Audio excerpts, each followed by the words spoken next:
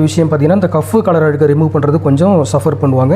நார்மலா top load மிஷினில் அது ப்ராப்பராக போகாதுன்னு கூட சொல்லுவாங்க. பட் இந்த மிஷினில் அந்த பிரச்சனை கிடையாது. என்ன ரீசன் பார்த்தீங்கன்னாக்கா, இதில் இந்த ஸ்க்ரப் போர்டு கொடுத்துருக்காங்க. ஸோ இந்த ஸ்க்ரப் போர்டு இருக்கிறதுனால கஸ்டமர்ஸ் என்ன பெனிஃபிட் கிடைக்குனாக்கா, அந்த கஃப் கலர்லாம் வெளியிலே தெரிய மாதிரி போட்டாங்க அப்படின்னாக்கா ஆட்டோமேட்டிக்காக ஸ்க்ரப் ஆகி வந்துடும்.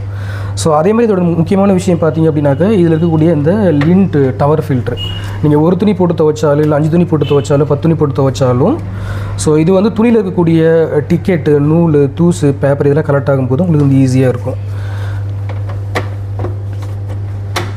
ஓகே, ஸோ அதுக்கு அடுத்த விஷயம் பார்த்தீங்க அப்படின்னாக்கா, இதில் இருக்கக்கூடிய டெக்னாலஜி.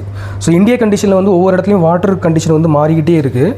அப்போ வாட்டரோட குவாலிட்டி ரொம்ப இம்பார்ட்டன்ட். இதை பொறுத்தளவில் ஹார்ட் வாட்டராக இருந்ததுனாக்கா உங்களுக்கு வந்து டிடர்ஜென்ட் சரியாக கரையாது, வாஷிங் வந்து ப்ராப்பராக இருக்காது, துணி எங்கெல்லாம் தண்ணி போகுதோ அங்கெல்லாம் வந்து உங்களுக்கு ஸ்கேலிங் படியும். இந்த ஆக்வா எனர்ஜி டெக்னாலஜி இருக்கிறதுனால ஸோ ஹார்ட் வாட்டரை ட்ரீட் பண்ணி வாஷ் பண்ணணும்.